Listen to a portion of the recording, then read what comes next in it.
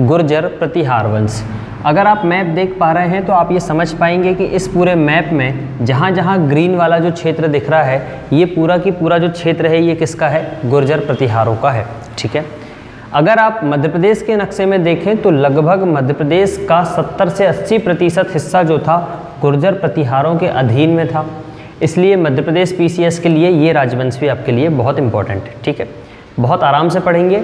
जब हम भारत का इतिहास पढ़ेंगे तब गुर्जर प्रतिहार वंश को तो हम अलग से पढ़ेंगे, ताकि यहाँ ये वाला जो मध्य प्रदेश का जो बाहर वाला क्षेत्र है यहाँ पे हम देखेंगे कि इन लोगों ने क्या क्या किया है जब हम भारत का इतिहास पढ़ेंगे। परंतु वर्तमान सिचुएशन में हमें ये देखना है कि इन्होंने मध्य प्रदेश में किस शासक के द्वारा यहाँ पे शासन करवाया है और कब इन्होंने मध्य प्रदेश में अपना अधिकार स्वीकार किया है, अधिकार किया है, ये हमको देखना है। ठीक है। सबसे पहले थोड़ा सा बेसिक अगर हम समझ लें तो रामायण काल में आप अगर चलें, गुर्जर प्रतिहारों का अगर हम बेसिक समझें तो रामायण काल में आपने देखे होंगे भगवान राम आपको मिलेंगे और इनका भाई जो मिलेगा उसका नाम था लक्ष्मण। ठीक, भगवान राम और उनका भाई लक्ष्मण। आम तौर पे आपने देखा होगा कि लक्ष्मण हमेशा भगवान राम जी का द्वारपाल बन के ही चलता था, उनका भाई हमेशा साथ में रहता था। तो जो लक्ष्मण जी थे वो भगवान राम के हमेशा द्वारपाल का काम करते थे, कहीं पे भी अगर वो जाएं तो उनके साथ में ज़रूर चलते थे और उनके द्वारपाल के रूप में या उनकी सहायता के लिए हमेशा मौजूद होते थे। क्योंकि जो गुर्जर प्रतिहार वंश हैं ये हमेशा से लक्ष्मण को अपना वंशज मानते रहे हैं, मतलब लक्ष्मण के ये अपने आप को वंशज मानते हैं। और ये इसलिए मानते हैं क्योंकि गुर्जर प्रतिहार वंश के जो शासक रहे हैं, इनके जो पूर्वज रहे हैं, वो भी किसी न किसी राजा के यहाँ द्वारपाल के रूप में उन्होंने काम किया है, वो भी बहुत ईमानदारी के साथ, बहुत ही निष्ठा के साथ, जैसे लक्ष्मण भगवान राम जी की करते थे। इसी आधार पे आप कह सकते हैं कि ये जो लक्ष्मण हैं इन्हीं के वंशज मानते हैं गुर्जर प्रतिहार वंश के लोग कि हमारे जो आराध्य हैं, हमारे जो पूर्वज हैं वो कौन है? लक्ष्मण जी हैं, और उन्हीं की वंशावली में आप गुर्जर प्रतिहारों को पाएंगे। ठीक है। तो यहाँ से आपको गुर्जर प्रतिहार वंश की थोड़ी सी विशेष बेसिक जानकारी आपको यहाँ से प्राप्त होती है। अब अगर हम मध्य प्रदेश वाले क्षेत्र में देखें तो सबसे पहले तो हमें ये पता होना चाहिए कि गुर्जर प्रतिहार वंश की शुरुआत भारत में कहाँ से हुई है। तो देखेंगे इसी ग्रीन वाले क्षेत्र में, ये वाला जो क्षेत्र है ये राजस्थान का क्षेत्र है, और इस राजस्थान वाले क्षेत्र में आप पाएंगे यहाँ पे मिलेगा आपको जोधपुर। इस जोधपुर से इस राजवंश की शुरुआत हुई और इस राजवंश की नींव रखने वाला जो व्यक्ति था उसका नाम था हरिश्चंद्र। हरिश्चंद्र इस गुर्जर प्रतिहार वंश की नींव रखने वाला व्यक्ति है, जिसने जोधपुर वाले क्षेत्र जो कि वर्तमान के राजस्थान में है, इस राजस्थान में इन्होंने गुर्जर प्रतिहार वंश की शुरुआत करना शुरू कर दी।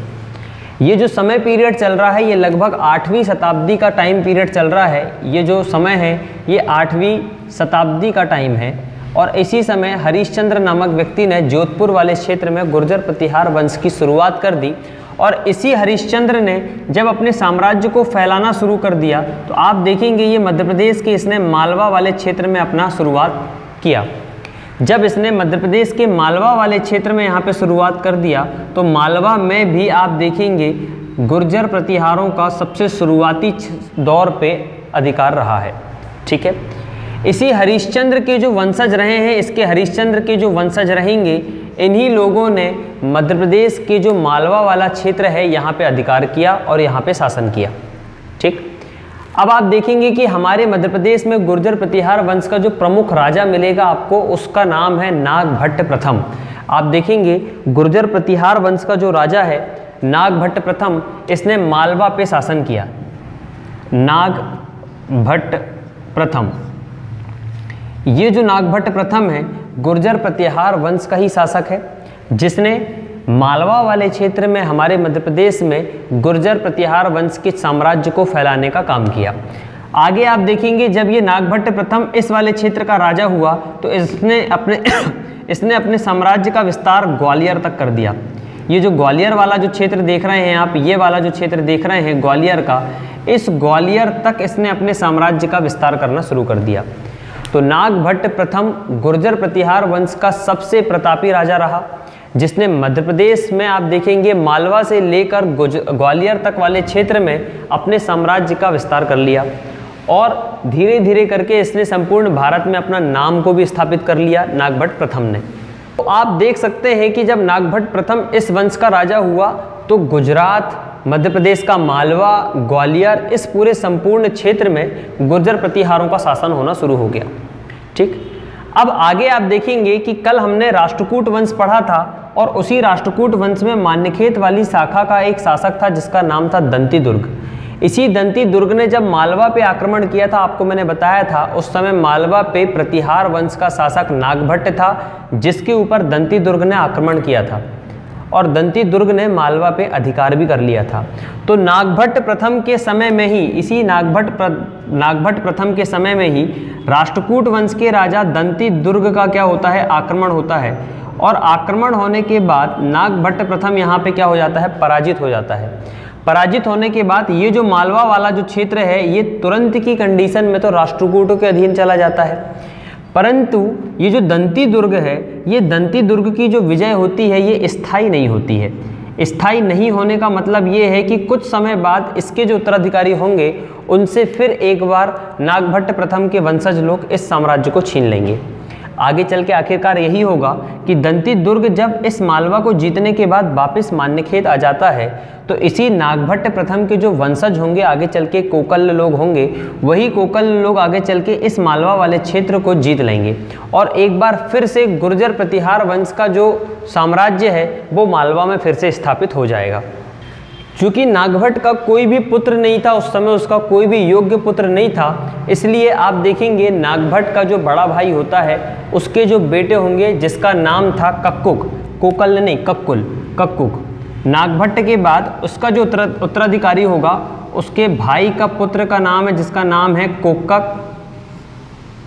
कोकक और देवराज। कोकक और देवराज इस वंश के अगले उत्तराधिकारी होंगे। चूँकि नागभट्ट प्रथम का कोई बेटा नहीं था और नागभट्ट प्रथम का जब बेटा नहीं था तो स्वाभाविक सी बात है उसी के परिवार में जो भी उसके भाई के जो बेटे होंगे वो उसका उत्तराधिकारी बनेंगे। तो इसके भाई का जो पुत्र था कोकक, इसे कक्कुक भी कहते हैं कहीं कहीं, कक्कुक और देवराज इस वंश का अगला शासक हुआ। क्योंकि कक्कुक के बाद जब देवराज बना तो देवराज उतना योग्य शासक नहीं था। देवराज का पुत्र जो हुआ वत्सराज, ये इस साम्राज्य का बहुत ही बेहतरीन शासक हुआ। आगे आप देखेंगे इसी देवराज का जो पुत्र होगा वत्सराज, ये वत्सराज इस वंश का अगला शासक होगा और यही वत्सराज इस राष्ट्रकूट वंश को आप देखेंगे दक्षिण वाले क्षेत्र में भी फैलाना शुरू करेगा। आपने कल भी पढ़ा था कि राष्ट्रकूट वंश के दो राजा हुए, एक दंती दुर्ग जिसने नागभट्ट प्रथम पे आक्रमण किया था और एक और राजा आपने पढ़ा था ध्रुव नाम का जिसने प्रतिहार नरेश वत्सराज को पराजित करके एक बार फिर से मालवा पे आक्रमण कर लिया था। देखिए, जब दंती दुर्ग ने, राष्ट्रकूट वंश के दंती दुर्ग ने मालवा पे आक्रमण किया था नागभट्ट प्रथम पे, तो नागभट्ट प्रथम पराजित हो गया और वहाँ से उसको जाना पड़ा और दंती दुर्ग का मालवा पे अधिकार हो गया। परंतु दंती दुर्ग की जो जीत थी वो स्थायी नहीं थी। इस कारण से इस वंश के नागभट्ट प्रथम के एक बार फिर से जो कक्कुक लोग हुए और देवराज हुए, इन लोगों ने इस साम्राज्य पे फिर से अधिकार कर लिया। कुल मिला के मालवा में एक बार फिर से गुर्जर प्रतिहार वंश लोग आ गए। अब गुर्जर प्रतिहार वंश में आप देखेंगे कोकक और देवराज के बाद इसका बेटा वत्सराज गुर्जर प्रतिहार वंश का मालवा वाले क्षेत्र में शासक हुआ। इसी समय दक्षिण वाले क्षेत्र में जो राष्ट्रकूट वंश फैला हुआ था, इस वंश का जो राजा था वो हो गया था ध्रुव। ध्रुव ने भी अपने बड़े भाई को गद्दी से हटा के गद्दी पे बैठा था, ये आपने कल देख चुका है। वत्सराज के समय में राष्ट्रकूट वंश का राजा ध्रुव, राष्ट्रकूट वंश का राजा जो जिसका नाम है ध्रुव, इस ध्रुव ने मालवा पर आक्रमण किया और मालवा पे आक्रमण करने के बाद आखिरकार ये ध्रुव बहुत प्रतापी राजा था राष्ट्रकूट वंश का, ये सब हमने पढ़ा था और आखिरकार उसने वत्सराज को पराजित कर दिया। और पराजित करने के बाद, ये बात मैंने कल भी बताया था कि वत्सराज पराजित होने के बाद कहाँ भाग के चला गया, राजपूताना वाले क्षेत्र में चला गया। चूँकि इनका शुरुआती दौर ही राजस्थान वाले क्षेत्र से है, जोधपुर वाले क्षेत्र से है, तो जब ये हार गया ध्रुव से तो वत्सराज आगे चल के राजस्थान के राजपूताना वाले क्षेत्र में भाग के चला गया और बहुत समय तक वहाँ पर वो रहा। अब ये जो वत्सराज है, जब ये राजपूताना वाले क्षेत्र में चला गया तो स्वाभाविक सी बात है, आपको समझ में आ रहा होगा कि मालवा में वर्तमान कंडीशन में ध्रुव ने राष्ट्रकूट वंश को यहाँ पे अधिकार में ले लिया है, मतलब मालवा को अधिकार में ले लिया है। बहुत समय तक वत्सराज ने इस राजपूताना वाले क्षेत्र के सीमित जगहों पे शासन किया, क्योंकि उसका साम्राज्य तो राष्ट्रकूटों ने लूट के रखा हुआ है और वत्सराज ने बहुत समय तक यहाँ पे राजपूताना वाले क्षेत्र में बहुत सीमित साम्राज्य बना के चला। जब इसी वत्सराज का पुत्र हुआ नागभट्ट द्वितीय, नागभट्ट द्वितीय इस साम्राज्य का अगला शासक हुआ, वत्सराज का बेटा नागभट्ट द्वितीय जब इस राजपूताना वाले क्षेत्र में राजा बना गुर्जर प्रतिहार का, तब इसने अपने राजवंश गुर्जर प्रतिहार की खोई हुई प्रतिष्ठा को वापस लाने की कोशिश की। मतलब जहाँ जहाँ राष्ट्रकूटों ने अधिकार करके बैठा हुआ था वहाँ पे नागभट्ट द्वितीय ने आक्रमण करना शुरू कर दिया। अब आप देखेंगे जब नागभट्ट द्वितीय इस राजपूताना वाले क्षेत्र से निकला तो सबसे पहले ये जो आप इतना सारा ये जो क्षेत्र देख रहे हैं यहाँ पे आक्रमण करने का काम किसने किया था? नागभट्ट द्वितीय ने। इसने बिहार में मुंगेरों को जीता। उसके बाद ये बंगाल वाला जो क्षेत्र देख रहे हैं, बंगाल में इसने धर्मपाल को जीता। धर्मपाल जो बंगाल का शासक था, पाल वंश के शासक थे, जो धर्मपाल को हरा के इस बंगाल वाले क्षेत्र में भी इसने आक्रमण करना शुरू किया और वहाँ पे सफलता भी पाई। आप देख रहे हैं कि ये जो पूरा कंप्लीट रूप से ग्रीन वाला जो ग्राफ है, ये ग्रीन ग्राफ बनाने का काम किया है किसने? नागभट्ट द्वितीय ने। बिहार वाले क्षेत्र में, बंगाल वाले क्षेत्र में, यहाँ तक इसने गुर्जर प्रतिहार वंश को फैलाना शुरू कर दिया। अब जब इतने बड़े साम्राज्य में गुर्जर प्रतिहार वंश फैल गया है तो मालवा कोई बड़ी चीज़ तो थी नहीं उसके लिए जीतने के लिए। मालवा में जब ध्रुव चला गया, ध्रुव के बाद गोविंद का समय आ गया, तो ध्रुव के समय में ध्रुव जब यहाँ से चला गया तो इसने मालवा पर वाले क्षेत्र में भी एक बार फिर से अपना अधिकार कर लिया। किसने? नागभट्ट द्वितीय ने। तो इस प्रकार एक बार फिर से मालवा गुर्जर प्रतिहारों के अधीन में आ गया। पर आप जानते हैं कि राष्ट्रकूट वंश ने लगातार आक्रमण करना बंद नहीं किया। नागभट्ट द्वितीय जब इस मालवा वाले क्षेत्र में गुर्जर प्रतिहार वंश का शासक रहा, उसी समय राष्ट्रकूटों का जो राजवंश में जो राजा हो गया उसका नाम था गोविंद तृतीय। गोविंद तृतीय। और आप लोगों को पता है कि मैंने जब राष्ट्रकूट वंश आपको पढ़ाया था तब आपको बताया था कि राष्ट्रकूट वंश है तो दक्षिण का, परंतु इसको उत्तर तक लेके जाने का काम किया था किसने? गोविंद तृतीय ने। राष्ट्रकूट वंश का जो कर्नाटक में मान्यखेत वाला जो क्षेत्र है उसके आसपास जो जितना भी क्षेत्र था ये राष्ट्रकूट वंश का था। जब गोविंद तृतीय इस साम्राज्य का राजा हुआ तब गोविंद तृतीय ने इस पूरे संपूर्ण साम्राज्य को उत्तर की ओर लेके जाना शुरू किया, राष्ट्रकूट वंश को। जब वो उत्तर की ओर जा रहा है तो उसको मध्य प्रदेश भी पड़ ही रहा है और मध्य प्रदेश के साथ साथ गुर्जर प्रतिहार वंश का साम्राज्य भी पड़ेगा। जब गोविंद तृतीय उत्तर पे आक्रमण करना शुरू किया तो उसका सबसे पहला युद्ध हो गया किसके साथ? नागभट्ट द्वितीय के साथ। ठीक। नागभट्ट द्वितीय उस समय गुर्जर प्रतिहार वंश में मालवा के अधीन रहते हुए, मालवा के अंतर्गत रहते हुए वो वहाँ पे शासन कर रहा था। जब गोविंद तृतीय ने इसके ऊपर आक्रमण किया, मालवा में आक्रमण किया गोविंद तृतीय ने, तो नागभट्ट द्वितीय को एक बार फिर से पराजित होना पड़ा। गोविंद तृतीय से नागभट्ट द्वितीय भी पराजित हो गया। तो एक बार मालवा फिर से किसके अधीन चला गया? राष्ट्रकूटों के अधीन चला गया। आप समझ पा रहे हैं लगभग तीन बार यहाँ पे जो मालवा हुआ है वो एक बार 3 बार राष्ट्रकूटों के अधीन में गया है और फिर उसके बाद गुर्जर प्रतिहार वंश के लोगों ने उसको जीता है। तो नागभट्ट द्वितीय के समय में गोविंद तृतीय ने भी मालवा पे अपना अधिकार करके बैठ गया है। ठीक है। और नागभट्ट द्वितीय फिर कहाँ भाग के जाएगा? राजपूताना वाले क्षेत्र में चला जाएगा। क्यों? क्योंकि राजपूताना इनका नानी का गाँव है, राजपूताना इनका दादा पोतों का गाँव है, इसलिए यहाँ बार बार भाग के जा रहे हैं। अब आप देखेंगे कि ये जो नागभट्ट द्वितीय है, नागभट्ट द्वितीय के बाद इसका जो पुत्र होता है उसमें 2 पुत्र इसके बहुत मुख्य पुत्र होंगे। जो नागभट्ट द्वितीय का जो पहला पुत्र होगा, उस नागभट्ट द्वितीय के पहले पुत्र का जो नाम था उसका नाम था रामभद्र। और रामभद्र चूंकि क्या था? एक बहुत ही निर्बल शासक था। निर्बल शासक के साथ साथ इसने अपने साम्राज्य को बहुत समय तक चला भी नहीं पाया। अगर नागभट्ट द्वितीय का जो पुत्र हुआ रामभद्र की अगर हम बात करें तो रामभद्र जिस समय इस राजवंश का राजा हुआ रामभद्र, इस रामभद्र ने अपने साम्राज्य की ना तो सीमा का विस्तार किया, ना ही इसने अपने समय में कोई युद्ध लड़ा और ना ही इसने कोई ऐसा विशेष काम किया। तो हम ये कह सकते हैं कि ये जो रामभद्र है ये एक प्रकार का निर्बल शासक सिद्ध हुआ। चूंकि निर्बल है इसलिए इसने अपने समय में कुछ किया ही नहीं, परंतु आगे चल के रामभद्र का जो बेटा होता है मिहिर भोज, ये इस वंश का सबसे खतरनाक, सबसे प्रतापी और सबसे योग्य शासक हुआ। कौन? मिहिर भोज। प्रतापी शासक हुआ मिहिर भोज। आप देखेंगे कि यहाँ राजपूताना वाले क्षेत्र में एक बार फिर से ये लोग आ गए हैं और ये जो पूरा ग्रीन ग्राफ आप देख रहे हैं इतना तक पूरा कंप्लीट करने का काम किया था किसने? मिहिर भोज ने। मिहिर भोज चूंकि एक योग्य शासक था, प्रतापी शासक था, समझदार था, विद्वान था, इसलिए इसने जब भी कभी आक्रमण किया तो इसने एक रणनीति बना के थोड़ी सी इसने अपनी एक रणनीति बनाया, स्ट्रेटेजी बनाया, उसके हिसाब से इसने हर जगह पे आक्रमण किया। चूंकि राष्ट्रकूट उस समय बहुत बड़ी संख्या में फैले हुए थे तो उनसे डायरेक्ट टक्कर ले नहीं सकता था, इसलिए इसने शुरुआत में मध्य प्रदेश के चारों और अपने चारों साइड इसने क्या करना शुरू कर दिया, पहले अपने साम्राज्य को फैलाना शुरू किया। अगर इसे मध्य प्रदेश के मालवा को अगर जीतना था तो शुरुआत में ही इसने डायरेक्ट मालवा पे आक्रमण नहीं किया। इसने क्या किया, पहले कन्नौज को जीता, कन्नौज के बाद बिहार वाले क्षेत्र को जीता, इधर साइड वाले आप देखेंगे पश्चिम वाले क्षेत्र को जीता, धीरे धीरे करके बघेलखंड, बुंदेलखंड वाले क्षेत्र को जीता, उसके बाद इसने मालवा पे आक्रमण करके मालवा को जीता। चूंकि इसे बहुत अच्छे से पता था कि अगर मैं डायरेक्ट मालवा पे जीतूंगा तो आइट साइड के जितने भी छोटे मोटे कबीलाई वाले क्षेत्र हैं, राजा लोग हैं, ये मेरे ऊपर हावी हो जाएंगे। इसलिए सबसे पहले आइट साइड के छोटे छोटे राजाओं को अपने अधीन करते हुए इसने आगे चल के बहुत समय बाद मालवा पे भी अपना अधिकार कर लिया।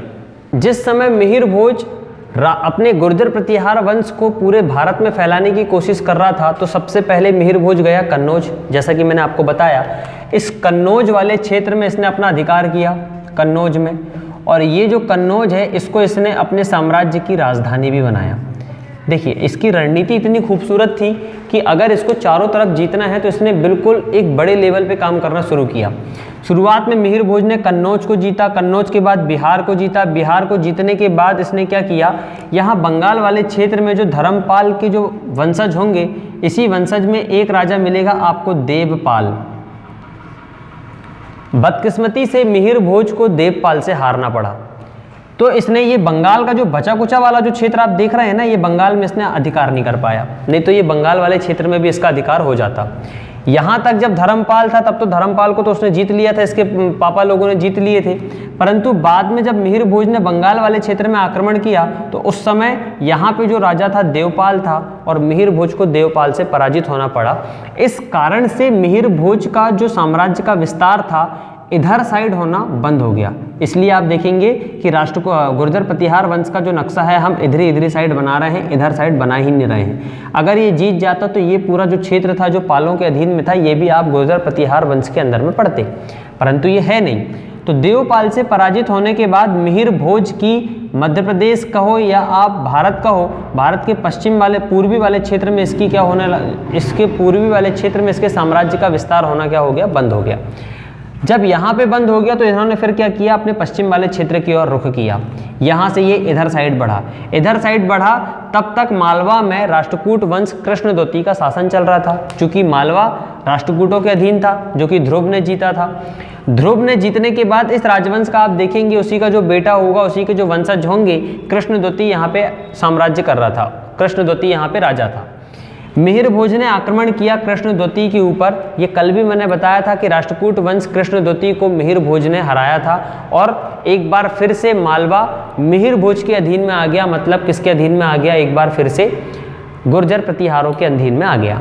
अब आप देखेंगे कि मिहिर भोज ने लड़ते लड़ते लड़ते लड़ते ये जो पूरा साम्राज्य आप देख रहे हैं, इस पूरे साम्राज्य पे अधिकार करके बैठा हुआ है मिहिर भोज। और इसी मिहिर भोज का जो बेटा होगा उसका नाम है महेंद्रपाल, और महेंद्रपाल भी इस राजवंश का बहुत ही प्रतापी राजा हुआ। इसने भी अपने समय में बहुत सही काम किया। महेंद्रपाल, ये जो महेंद्रपाल है ये किसका बेटा है, मिहिर भोज का बेटा है। ये किसका बेटा है, मिहिर भोज का। मिहिर भोज ने जब अपने साम्राज्य पे पूरा अधिकार बना लिया, उसके बाद इसके बेटे को एक बहुत बड़ा साम्राज्य मिला महेंद्रपाल। ये भी अपने पापा की तरह मिहिर भोज की तरह एक योग्य और प्रतापी शासक हुआ। इसने भी अपने समय में जो बचा कुचा ग्रीन वाला क्षेत्र आप देख रहे हैं उसको फैलाने का काम किया महेंद्रपाल ने। जब महेंद्रपाल ने अपने साम्राज्य को फैलाया तो आगे चल के इसका बेटा, महेंद्रपाल का जो बेटा हुआ उसका नाम था भोजद्वितीय, मतलब मिहिर भोज द्वितीय। ये इस साम्राज्य का राजा हुआ। चूंकि मिहिर भोज द्वितीय जो था छोटा था, उम्र में भी छोटा था, और इसी का एक सौतेला भाई था, इसी का एक सौतेला भाई था जिसका नाम था महीपाल, जो कि भोज द्वितीय का क्या था, एक सौतेला भाई था। भोजद्वितीय चूंकि छोटा था, उम्र में भी छोटा था और उसका सौतेला भाई महिपाल ऑलरेडी बैठा हुआ है, तो बहुत जल्दी ही भोजद्वितीय को गद्दी से उतार दिया किसने? महिपाल ने, और इसके सौतेले भाई ने गुर्जर प्रतिहार वंश में अपना अधिकार कर लिया या गुर्जर प्रतिहार वंश की गद्दी पे बैठ गया। अब कौन? महिपाल। आप देखेंगे ये जो महिपाल है, इसी महिपाल के समय में राष्ट्रकूट वंश के राजा इंद्र तृतीय का यहाँ पे क्या होता है? आक्रमण होता है। इंद्र तृतीय का यहाँ पे आक्रमण होता है। इंद्र तृतीय के बारे में हम लोगों ने कल पढ़ा है पूरा डिटेल में, उसमें भी मैंने आपको बताया था कि महिपाल के ऊपर आक्रमण करने का काम करता है इंद्र तृतीय, जो कि राष्ट्रकूट वंश का राजा होता है। और यही महिपाल जो होता है एक बार फिर पराजित होता है, गुर्जर प्रतिहार वंश एक बार फिर पराजित हुआ, और पराजित होने के बाद ये जो पूरा मालवा वाला जो प्रतिहारों का क्षेत्र है ये किसके अधीन चला गया? राष्ट्रकूटों के अधीन चला गया। चौथी बार राष्ट्रकूट मालवा पे अपना अधिकार कर रहे हैं प्रतिहारों को हरा हरा के, ठीक है। परंतु अक्सर ये होता था कि कोई भी राजा जब किसी क्षेत्र को जीतता था तो जीतने के बाद वो वापस अपने साम्राज्य में वापस चला जाता था। यहाँ पे किसी न किसी भी सूबेदार को यहाँ पे नियुक्त करके चला जाता था। अब जब यहाँ सूबेदार या किसी भी राज्यपाल को वो नियुक्त करके चले गए हैं तो स्वाभाविक सी बात है जो हारा हुआ राजा है वो एक बार फिर से यहाँ पे आक्रमण करने की कोशिश कर ही सकता है। वही काम किया महिपाल ने, और जब इंद्र तृतीय मालवा से चला गया तो इसने एक बार फिर से मालवा में स्थित राष्ट्रकूटों के अधिकारियों को, सूबेदारों को, राज्यपालों को पराजित करके इस मालवा वाले क्षेत्र में एक बार फिर से गुर्जर प्रतिहार वंश का अधिकार कर लिया। कुल मिला के मालवा में चौथी बार गुर्जर प्रतिहार का अधिकार हो रहा है और 4 बार राष्ट्रकूटों को हराया भी है और 4 बार राष्ट्रकूटों को जीता भी है। दोनों चीज़ें आप यहाँ पे चीज़ों को लिंक करके पढ़ सकते हैं। जब महिपाल ने मालवा पे आक्रमण करके एक बार फिर से अपने क्षेत्र को फिर अपने अधीन में कर लिया, परंतु ऐसा कहा जाता है कि इस महिपाल के बाद जितने भी शासक हुए सारे के सारे दुर्बल शासक हुए। महिपाल के बाद जितने भी शासक हुए सारे के सारे दुर्बल हुए। महिपाल के बाद जो इसका बेटा है जिसका नाम था महेंद्रपाल, महेंद्रपाल भी एक दुर्बल शासक हुआ। इसके बाद आप देखेंगे देवपाल द्वितीय, ये भी आपका देखेंगे दुर्बल शासक हुआ। फिर मिलेगा आपको विनयपाल, विनयपाल, ये सारे के सारे अयोग्य शासक और दुर्बल शासक हुए। विनयपाल के बाद आप देखेंगे महिपाल द्वितीय आपको यहाँ पे देखने को मिलेगा, महिपाल द्वितीय। फिर आप देखेंगे विनयपाल द्वितीय भी आपको देखने को मिलेगा, विनयपाल द्वितीय। ये सब आपको क्या मिलेंगे? आपको दुर्बल शासक मिलेंगे। तो आप ये कह सकते हैं कि महिपाल के बाद जितने भी शासक हुए ये सारे के सारे क्या हुए? अयोग्य शासक हुए और दुर्बल शासक हुए। इस वंश का जो अंतिम शासक आपको देखने को मिलेगा वो मिलेगा आपको देवपाल। इस वंश का जो अंतिम शासक मिलेगा आपको वो मिलेगा आपको देवपाल तृतीय के नाम से, ठीक है। देवपाल तृतीय इस वंश का अंतिम शासक होगा। जब इस वंश में देवपाल तृतीय का शासन चल रहा है तो आप देखेंगे नीचे पे आप देखेंगे राष्ट्रकूट वंश तो फैला ही है, साथ में चालुक्य वंश और आ गया है। चालुक्य वंश के साथ चोल, पांड्य ये सारे लोग आ गए हैं। उत्तर वाले क्षेत्र में आप देखेंगे तो वहाँ पे भी आप प्रतिहारों के अलावा और भी दूसरे शासन आ चुके हैं। तो इस कमज़ोर स्थिति को देखते हुए आपको बता चुका हूँ मैं कि कमज़ोर जब भी कोई राजा हुआ है तो आइट साइड के सबसे पहले जो साम्राज्य के राजा होते थे वही उसके ऊपर आक्रमण करके उसी साम्राज्य को जीत लेते थे।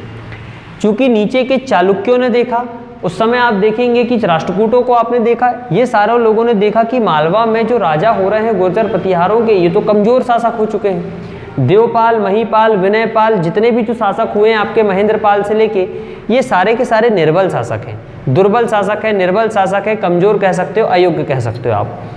तो इसी कमज़ोर स्थिति का फ़ायदा उठाया चालुक्यों ने, राष्ट्रकूटों ने, और जिसको जितना जितना क्षेत्र मिल सका सबने अपने अपने क्षेत्र पे अधिकार कर लिया।